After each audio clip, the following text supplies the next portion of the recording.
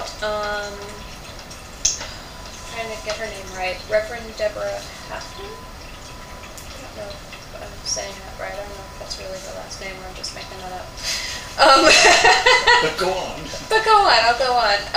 She has an organization where she has been attempting to kind of create a coalition or a consortium of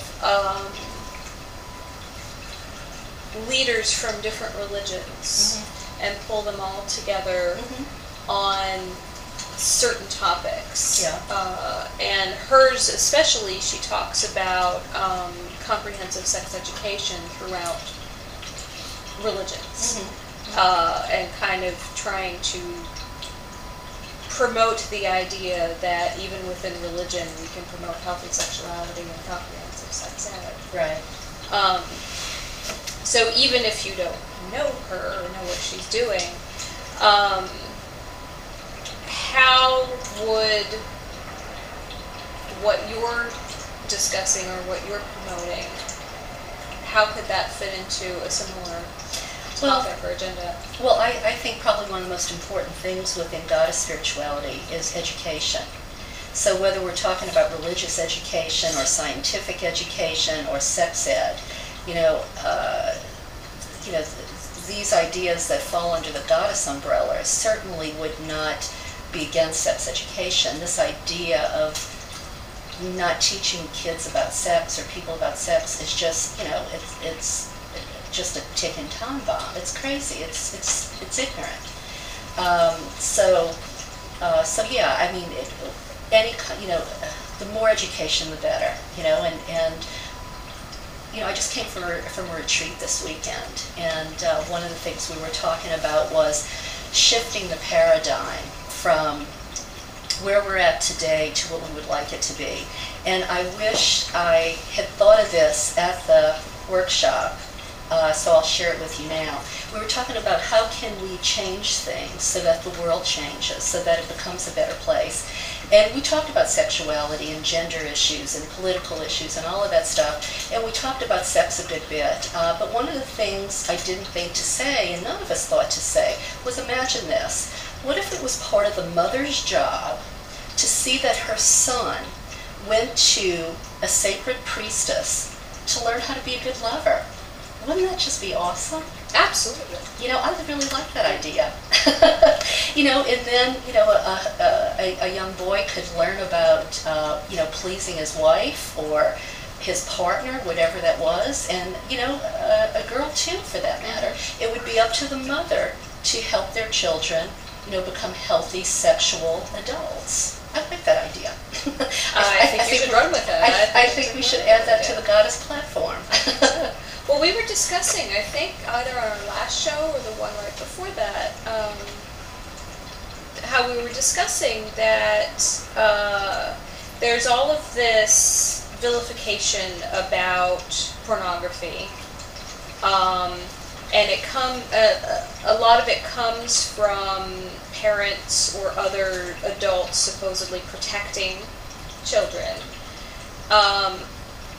And saying, oh, but they're getting the wrong idea, they're not learning what sex really is, or they're not learning to connect it with love, or all of this other thing, because they're using porn as their education system. Granted, they're not being given any other information, so what else are you expecting them to get? Right. Yeah. It sounds like the parenting is not actually being done. Right. It reminds me of when I was a young girl and they didn't have the structures in place that we have now. I mean, a lot of women, like the Red Web, the Red Tent, these are organizations that are helping mothers teach their daughters to have a healthy association and relationship with their menses. When I had my first period, I believe I was 9 or 12 or something, my mother handed me a book, and it's like this impersonal kind of education that really, we need more than that. Whether we're talking about our first period or, whatever it is that boys go through when they reach puberty, or, whether it's sex, I don't know, I'm not sure if that answers your question. I wasn't really sure what the question was. Well, I think it does. And that what we're what we've been talking about was, if I think that parents in our current society are very limited to what they feel, even if they felt comfortable to be very open with their children and to teach them all sorts of things. Legally, they're very restricted as to what they can do. Oh, okay. For example, if I want to teach my daughter how to be a good lover and allow her the opportunities to explore her body and explore someone else's body in order to learn how to be an adult, I can't do that. Because you could potentially get in trouble right, for... I can get in trouble for that. Okay, see, I'm not a parent, so I'm even if I want to, yeah. I can't do that unless she's over 18. And even then, it would be seen as extremely taboo that I was teaching my daughter sex. That sounds off to me. It sounds so off! I mean, I'm sorry. Yeah, I mean, look, I honestly don't know what the law is, but hearing you say that, that doesn't sound appropriate. I mean, look, you're always going to have abuse and everything. You're going to have people who aren't going to do as good a job as maybe other people. But by the time they're 18, it's too late. Absolutely. Absolutely. I mean, especially in this day and age, by the time they're 18, it's too late. So, I mean, I don't know that I would use pornography. I mean, I might use some wonderful erotica, right. or other sources. Because I mean, when I hear pornography, I'm not against pornography, okay? But when I think what most people think of as pornography is violent sex. And that bothers me, and I think sometimes there's a problem with pornography. I don't know, maybe it's a woman thing, but I like when there's a storyline and there's a feeling attached, I don't like just sort of the wham bam thank you ma'am stuff, because I think that gives men and women the wrong idea about intimacy. I mean, it's fine to just hook up if that's what you want to do occasionally, but that's not the meaningful, fulfilling stuff for long term, That's my personal opinion, But it feels like to me that we need parents to be more involved, especially in kids' sexual development.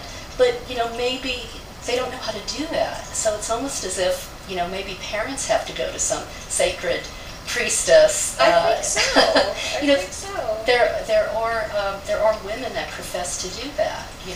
Sex educators. I don't know. I don't know a lot about them, but I know they're supposed to be out there. Yeah. So maybe it's an avenue to be explored. I know have one on the show. Yeah, I mean, there's something that I would love to do at some point. Is I would love to pair with either someone who works from the sacred feminine ideals, or even similar but with body work like yoga work and that sort of a thing, or other healing techniques, to work together to do like a mother-daughter workshop, right, of how do you find your feminine self. Well, like those workshops from the 60s and 70s where women actually take a mirror and look at their yoni. Yes. I mean, how many women actually do that anymore today? We're too disconnected. Yeah, I agree. I know that when I was young and not going through puberty yet, but getting to that stage in life, my mom gave me a book that was called Girl Stuff, and it went through everything from pre-puberty to up until you're having sex. It covered everything, which made it a lot easier to actually just read it, because a lot of kids, even nowadays, don't want to talk to their parents about it because they think they might get shunned, or it's just not a topic locked up in the house, yeah. It's just not talked about. And if it's a daughter living with her father, definitely not going to be talked about. If it's a son living with a mother, it's not going to be talked about. Yeah. Well, it goes back to religion. I mean, religion has made, the patriarchal religion has made this all so taboo. And, I don't mind to point fingers, because, I think that that's been a real disservice to men and women. And it's up to us to change it. Absolutely. Absolutely. Do we have a question? Lorelei was chuckling just a little bit about the idea of marrying violent sex to plot-driven storyline porn for women. Well, you know, I bet Lorelei could do it. She did it. It's sportsfantasy.com. She did it, yeah. She's done it, yeah. Yeah, Lorelei actually, one of her websites is she does a rape fantasy website that's based in the romance novel setting. And so she puts these stories together, and it's a site. I mean, it's all pink and everything, and then you know, it's a site that's actually geared towards women enjoying pornography. Yeah, So yeah. you know, Yeah, I mean, to think women don't enjoy pornography is, I think, a little bit naive. absolutely, absolutely. And women like sex too. Especially good They sex. like good sex. Good sex is good to learn. Good to learn these things. And not to say that porn doesn't teach you sex, because I have friends that that's all they learned it from because their parents wouldn't talk to them about it. Yeah. So Yeah, but it's such a poor substitute, you know. it is. But if you look at different types and not just one, you might have to learn more. Yeah. You have to expand your horizon. Yeah, I And be guess willing to so. talk. Yeah. So do you have anything coming up? Do you have any workshops or seminars or books in the making or anything that you're working on yet? Well, let's see. We are leading a sacred tour to Turkey in November for men and women. We're taking a small group to Turkey for 2 weeks, visiting sacred sites of goddesses in that area, because you know, Turkey used to be called Anatolia. That was sort of a melting pot, so you can get lots of different faces of goddess and lots of different cultures. So we're doing that. And there's a Pagan Pride Day thing coming up in October. You know, off the top of my head, my mind's going blank Women's right now. Spirit? Women's Spirit? There's Long Beach Women's Spirit. That's an event that's held twice a year in June and December in Long Beach. That's something. We're actually, okay, thank you. It's all coming to me now. In July, if you're here in Southern California, we have 2 things going on. We have every July, that's the birthday of Isis, the Egyptian goddess. And so for the last 9 years or so, we've had a birthday salon for men and women. And we used to do it at a tea house. Well, this year we decided it's going to be a Mediterranean feast. So we're doing an Isis birthday feast, and you know, with hummus and kebabs and baba ganoush and all of that stuff. So that's something coming up the 31st of July. And we're starting at the Green Man in Hollywood, something called Sacred Sundays. We did these a few years ago. We went on hiatus, and we're starting up again this July. And once a month we do a Sacred Sunday service, and it's sort of an eclectic, you know, Sunday service really, where we, you know, talk about different goddesses, or astrologically the time of the month it is, you know, what to be looking for, how to use the month. It's it's hard for me to describe it because it's diverse as the sacred feminine is. So every month it'll be something different, but that's the 4th Sunday of every month starting in July at the Green Man in Hollywood. Oh, fantastic. Is that the same day as the Isis birthday, if it's the 4th Sunday? No, there's 5 Sundays in July. Or But just thank checking. you. No, thank you. You know, he's wonderful. He's always the one on tours that makes sure we count everybody, you know, make sure we haven't lost somebody.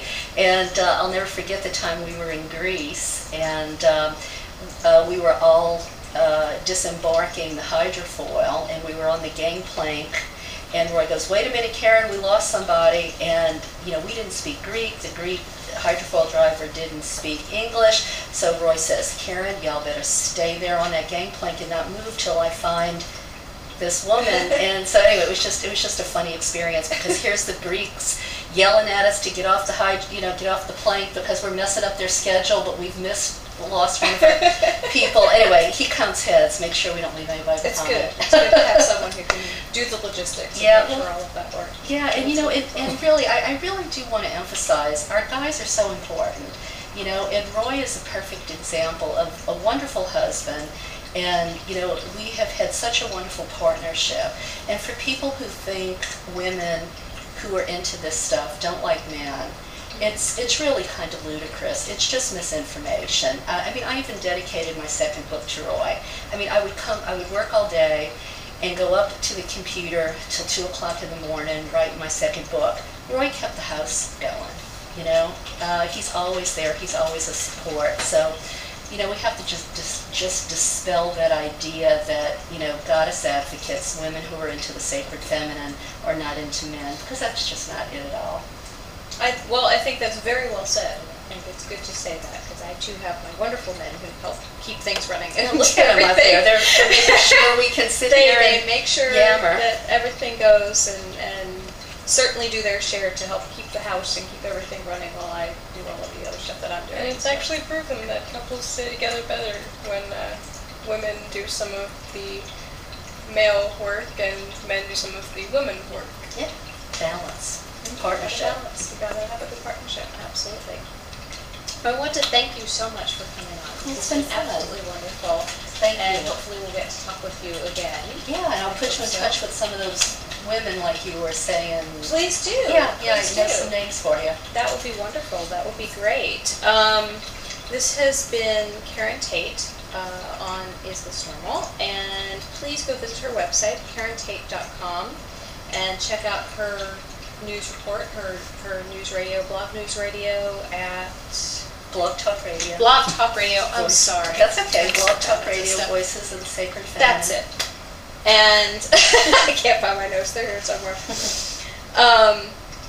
But great. I appreciate it. And we're going to be back on the 28th with Skye and Tony. And we also have a guest booked for the second Tuesday in July. I think that's July 12th. We have Dr. Hernando Chavez, and he's going to come in and talk with us about men's sexuality. And so we'll get the flip side, and we're going to talk about men and men's issues and men's health and all that kind of stuff. So thank you very much. We will see you next time.